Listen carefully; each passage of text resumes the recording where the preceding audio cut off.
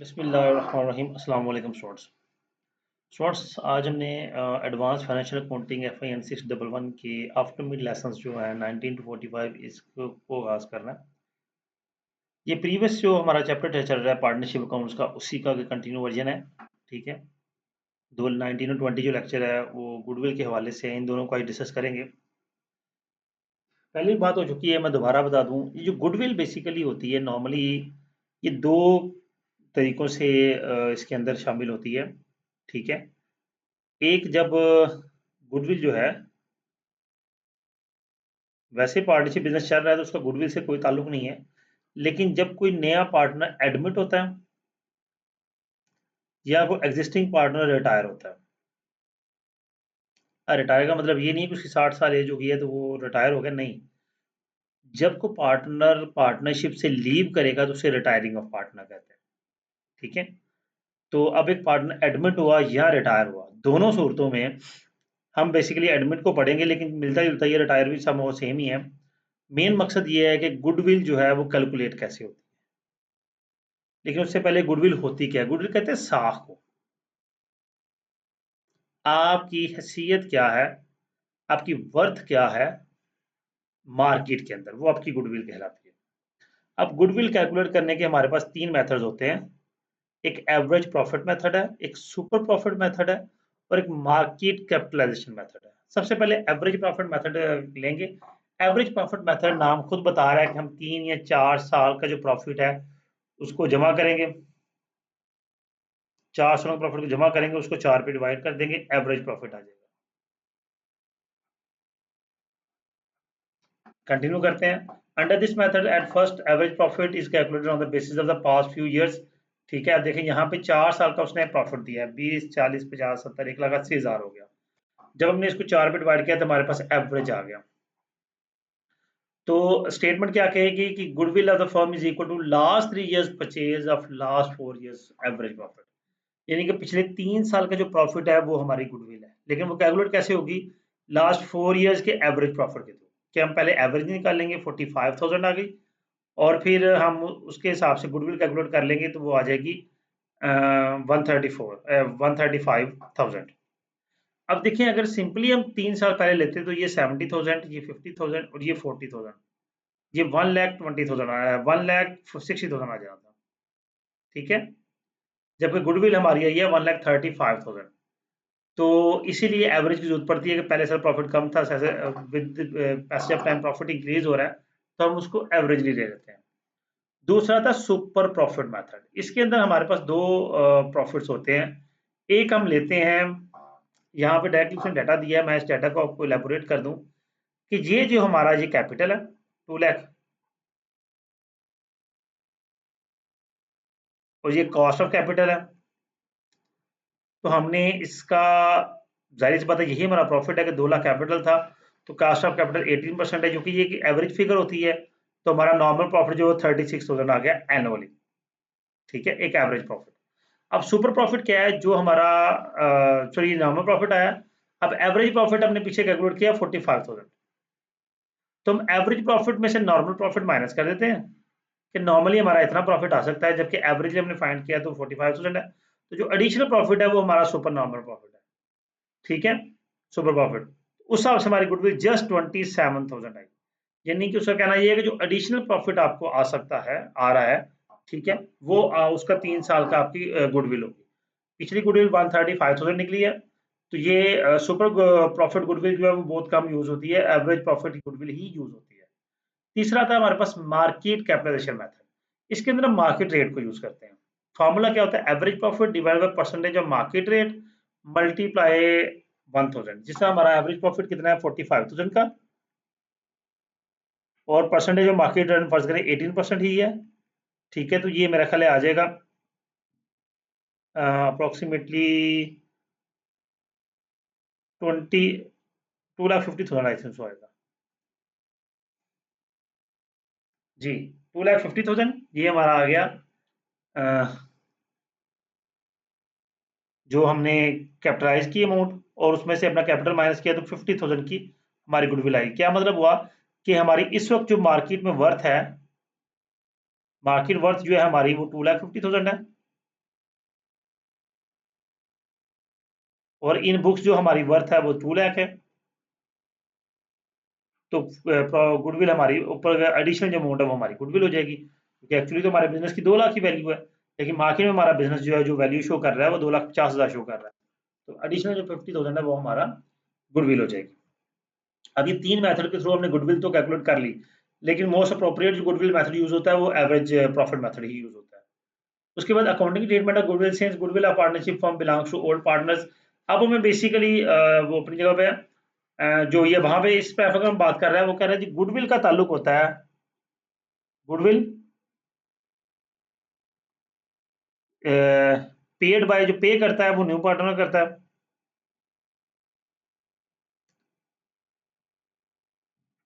To old partners.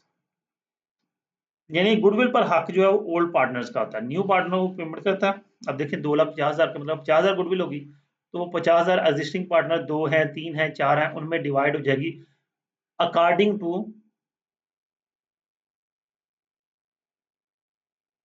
There profit ratio. Okay जी, next proceed करेंगे। एक क्वेश्चन वो लेते हैं जी। उसमें हमारे पास उसने कहा जी जो गुडविल आई है, आप देखें गुडविल पहले ही यूज कर रहा है।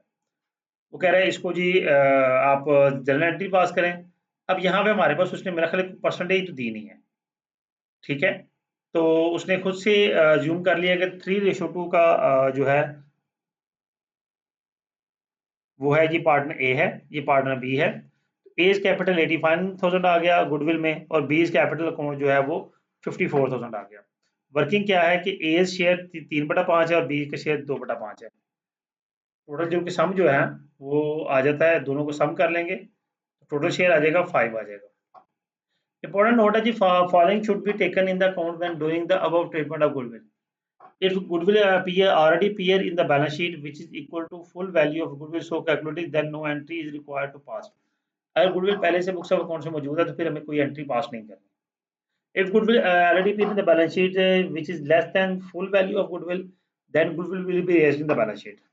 तो कुछ पे ऑलरेडी मौजूद है और बाकी जो है हम पूरी की पूरी कंप्लीट कर लेंगे, ठीक है। तीसरा था if goodwill already appear in the balance sheet which is more than the full value of goodwill, then excess goodwill will later off। जो एक्सेस गुडविल होगी वो रिटर्न ऑफ हो जाएगी। रिटर्न ऑफ का मतलब क्या है, उसको हम पार्टनर्स के अकाउंट से माइनस कर देंगे, उसको क्रेडिट शो कर देंगे, और फिर वो जो गुडविल होगी एडिशनल अमाउंट वो भी एग्जिस्टिंग और न्यू पार्टनर सबके दरमियान डिस्ट्रीब्यूट होगी। When the incoming partner cannot bring anything as a premium of goodwill but no goodwill is to appear in the books, incoming partner है वो कुछ भी गुडविल प्रीमियम के तौर पर नहीं लेके आया, तो फिर गुडविल बुक्स ऑफ अकाउंट्स में किस तरह शो होगी।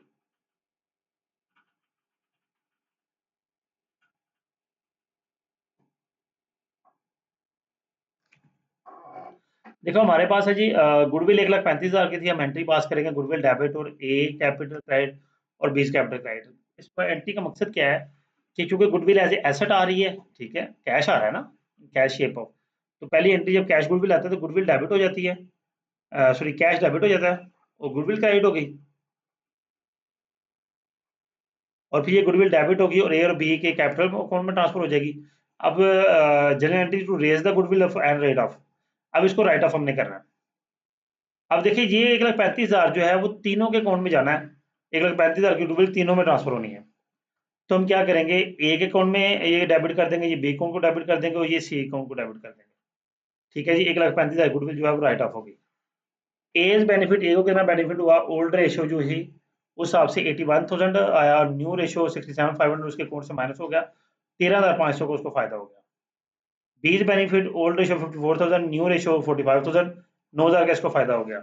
और ए और बी का जो बेनिफिट है वो 22,500 आया जो सी से कलेक्ट कर लिया गया, ठीक है। जो ए और बी का फायदा होगा वो सी से लिया जाएगा। ओके जी, ये देखिए जी, जब गुडविल इन कैश के शेयर में आए तो बैंक डेबिट हो जाएगा और सीज प्रीमियम फॉर गुडविल क्रेडिट हो जाएगा। फिर सीज प्रीमियम फॉर गुडविल डेबिट होगा और ए और बी को जो जो फायदा है वो उनके अकाउंट्स में ट्रांसफर कर दिया जाएगा। 13,500 और 9,000 अकाउंट 3/5, 3/5 और 2/5 रेशो के हिसाब से।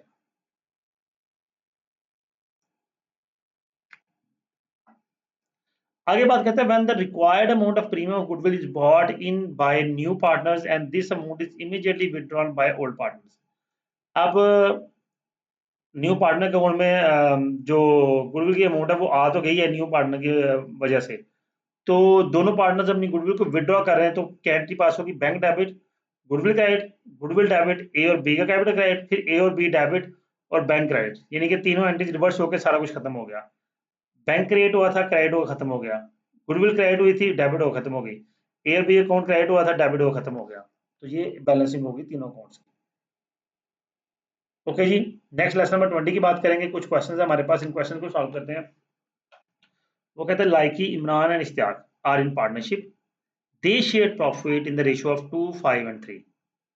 It is decided to admit Aamir. अब वो आमिर को ऐड करना चाह रहे हैं, ये फोर्थ पार्टनर हो गया। Aamir will bring 4000 cash into the business for capital. वो 4000 के कैश लेके आया कैपिटल में। बड़ा छोटा बिजनेस है, लगता है फूक के रोड की रेडी लगनी है।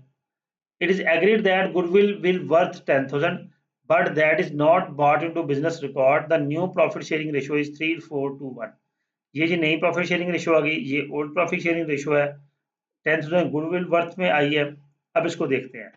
उसके साथ साथ वो कुछ बैलेंस शीट के आइटम्स दे रहा है। ये जी करंट एसेट्स हैं, सॉरी टोटल एसेट्स हैं। क्रेडिटर्स माइनस के नेट एसेट्स आ गए। उससे कैपिटल जो 12,000 का हमारी बैलेंस शीट की ऑलरेडी क्रिएटेड है। उसने कहा after admission of Aamir. Aamir जब एडमिट हुआ तो हमारे जो कुछ एसेट्स को रीवैल्यू किया गया। बिल्डिंग 8,000 की थी, वो 10,000 की हो गई। और उसके साथ स्टॉक जो था वो 2,000 का था, 2,500 का हो गया। और सॉरी मशीनरी जो थी 3,000 की थी, 2,500 की रह गई। स्टॉक जो है वो 2,000 का था, 1,800 का रह गया। ओके जी, प्रोसीड करेंगे। रिक्वायर्ड क्या है? रिकॉर्ड नेसेसरी काउंटिंग एंट्रीज, जो काउंटिंग एंट्रीज है वो रिकॉर्ड करें, कैपिटल अकाउंट बनाएं और पोस्ट एडमिशन बैलेंस शीट बनाएं, यानी कि एडमिट होने के बाद की बैलेंस शीट। सबसे पहली चीज तो वो 4,000 का कैपिटल लेके आया, कैश डेबिट कैपिटल क्रेडिट आ गया। ओके जी, बात ओके होगी। फिर गुडविल 10,000 की रेज हुई। 10,000 की रेज करके तो फिर गुडविल ट्रांसफर करनी है हमने। 2,000 की, 5,000 की, 3,000 की करंट हुई रेशियो 2, रेशियो 5, रेशियो 3 के हिसाब से डिस्ट्रीब्यूट होगी। रिवैल्यूएशन ऑफ एसेट क्या है? बिल्डिंग के इजाफा हुआ तो बिल्डिंग डेबिट, रिवैल्यूएशन क्रेडिट हो जाएगा। मशीनरी और स्टॉक में क्रेडिट कमी आई है, तो ये दोनों क्रेडिट हो जाएंगे, रिवैल्यूएशन डेबिट हो जाएगा। हम नीचे पर आएंगे, रिवैल्यूएशन अकाउंट नीचे आ जाएगा। रिवैल्यूएशन अकाउंट वर्किंग में ये देखिए जी, रिवैल्यूएशन अकाउंट क्रेडिट हुआ 2,000 से और डेबिट हुआ 500 और 200 से, तो उसका बैलेंस आ गया 1,300। अब ये बैलेंस जो है वो ट्रांसफर होना है ए और बी के अकाउंट में, ये सॉरी तीनों के अकाउंट में। रिवैल्यूएशन 1,300 डेबिट, और फिर हम क्या करेंगे? तीनों की रेशियो 10 बनती है। 1,300 divided by 10 multiply by 2 multiply 5 और मल्टीप्लाई 3, इस हिसाब से कैलकुलेट करेंगे, ये तीनों की रेशियो निकल आएगी। फिर कैपिटल अकाउंट बनाएंगे। अब कैपिटल अकाउंट में जरिए बात 4 लोग आने हैं। जो बैलेंस पहले से था 3,000, 5,000, 4,000, ये ओपनिंग बैलेंस शीट में मौजूद था। नया जो कैश आ गया आमद के की वजह से 4,000 वो आ गया। अब नेट कैपिटल गुडविल 2,000, 5,000, 3,000 तीनों के अकाउंट में आई। रिवैल्यूएशन 260, 650, 390 ये भी आया। ठीक है, तो नया कैपिटल हमारे पास आ गया। अब ये नया कैपिटल बैलेंस शीट में लिखा जाएगा। पोस्ट बैलेंस शीट में जारी सी बात है, 10,000 की गुडविल आ गई, 10,000 की बिल्डिंग, 2,500 मशीन, 1,800 स्टॉक और 6,500 कैश। कैश जो कि 2,500 था और 4,000 का न्यू कैश जो नए पार्टनर ने दिया, तो टोटल 6,500 का आ गया, नीचे वर्किंग में मौजूद होगा। नए कैपिटल्स हम लिखेंगे, ये 52, 60, 10, 65, 73, 90 और आमर का 4,000। 27,300 आ गया। क्रेडिटर्स 3,500 के पहले के मौजूद थे, ऐड किए तो 30,800 की हमारी नई बैलेंस शीट आ गई। अगर बैलेंस में कोई चेंजिंग आती है तो चेक कर लें, आपने कहीं भी कोई मिस्टेक की होगी, अदरवाइज आपकी हर चीज़ वहाँ नेट आएगी। क्यों? क्योंकि नीचे अब उनकी वर्किंग में मौजूद है, रिवैल्यूएशन अकाउंट में मौजूद है। फिर कैश अकाउंट जो है 2,500 ओपनिंग था, नया 4,000 आ गया, क्लोजिंग बैलेंस 6,500 आ गया। उसके बाद बिल्डिंग, मशीन और स्टॉक इन सब की रिवैल्यूएशन हुई। और हमारे पास पार्टनर जो, अब ये नया नेक्स्ट क्वेश्चन है जी, ये प्रीवियस क्वेश्चन कंप्लीट हो गया, वर्किंग कंप्लीट हुई, हमारा क्वेश्चन कंप्लीट हो गया। नेक्स्ट क्वेश्चन है हमारे पास, इनकम स्टेटमेंट ऑफ पार्टनरशिप। जी, income statement sales, CGS, gross profit, element selling expenses, net profit 19,000। Question वो कहता है टू पार्टनर्स। अब ये सॉल्व क्वेश्चन जो है ना, यहाँ पे ऑप्शन होनी चाहिए थी।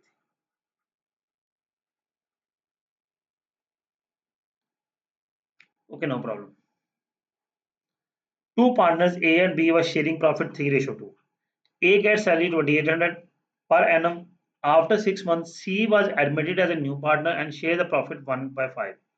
वो 1/5 के हिसाब से नए प्रॉफिट में आ गया। According to new profit share ratio A B will get equal share, the new profit is 2:2:1, नई प्रॉफिट रेशियो ये डिसाइड हो गई।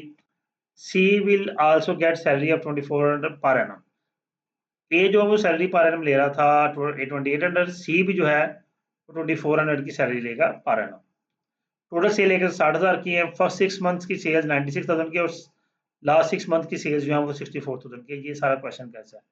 रिक्वायर्ड है डिस्ट्रीब्यूट प्रॉफिट अमंग पार्टनर्स, तीनों पार्टनर्स में प्रॉफिट को डिस्ट्रीब्यूट करना। ओके जी, सोल्यूशन में आते हैं। सेल्स हैं फर्स्ट 6 मंथ की और उसी हिसाब से सीजीएस जो भी होगा इसी हिसाब से हमने प्रॉफिट को डिवाइड कर दिया और फिर एडमल सेलिंग एक्सपेंसेस को डिवाइड कर दिया। 6 महीने के बाद हाफ हाफ हो जाएंगे। तो नेट प्रॉफिट हमारा आ गया 19,12,900 पहले 6 महीने का और 6,100 लास्ट 6 मंथ्स का। नेक्स्ट आएंगे जी, अब हम प्रॉफिट डिस्ट्रीब्यूट करना है।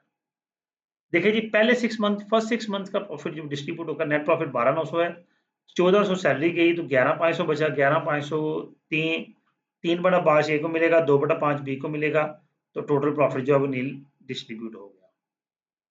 नेक्स्ट 6 मंथ के प्रॉफिट के लिए 3 क्या पार्टनर्स आ जाएंगे। 1,400 सैलरी ए ने ली 6 महीने की, क्योंकि टोटल 2,250 है, 1,400 ऊपर आ गई, 1,400 ये है। इसकी भी 2,250 सैलरी है, लेकिन 6 महीने की सैलरी 1,200 बननी है। तो 6,100 में 2,600 माइनस हुआ, 3,500 प्रॉफिट आ गया। पहले दो का इक्वल है, तीसरे का उससे हाफ है, यानी कि 2:2:1। इस हिसाब से प्रॉफिट डिस्ट्रीब्यूट हुआ, तो ये प्रॉफिट भी डिस्ट्रीब्यूट हो गया। ओके जी, नेक्स्ट आ गया फर्स्ट 6 मंथ्स का प्रॉफिट जो है ए और बी के दरमियान डिस्ट्रीब्यूटिव रेशियो हुआ, बी का ये हुआ, टोटल हमारा 19,000 का प्रॉफिट आ जाएगा। नेक्स्ट सेलिंग एडवांस उसने कैलकुलेट किए हुए हैं, प्रॉफिट शेयरिंग रेशियो कैलकुलेट की हुई है जी। नेक्स्ट हमारे पास आता है रिटायरमेंट ऑफ गुडविल पार्टनर। जब वो पार्टनर रिटायर होता है तो कौन कौन से स्टेप फॉलो होते हैं, सिर्फ स्टेप्स को रीड करेंगे, बाकी हम कोई वर्किंग नहीं करेंगे। सबसे पहली चीज गुडविल कैलकुलेट होती है, ठीक है। स्टेप 2 में हम गुडविल के रीवैल्यू करते हैं, गुडविल रेज करते हैं। तीसरे स्टेप में एसेट्स को रीवैल्यू करते हैं। चौथे स्टेप में हम पार्टनर अकाउंट प्रिपेयर करते हैं और 5 स्टेप में transferring partner account to loan account. जो पार्टनर रिटायर हो गया, अब ऑन द स्पॉट उसको पेमेंट नहीं मिली, उसको 2-4 दिन बाद मिले, लेकिन जब तक उसको पेमेंट मिलेगी जो है वो एज ए लोन कंसिडर होगा।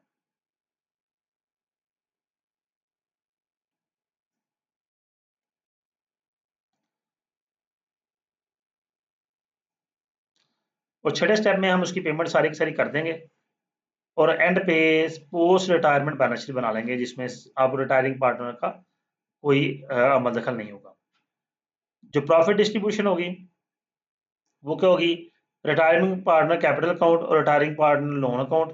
कैपिटल अकाउंट डेबिट होकर लोन अकाउंट बन गया, फिर लोन की पेमेंट की गई, ठीक हो गया। वो कहता है जी अगर लाइकी अकाउंट जो है वो जा रहा है तो लाइकी अकाउंट डेबिट और लोन, लाइकी लोन क्रेडिट, फिर लाइकी लोन डेबिट और कैश क्रेडिट।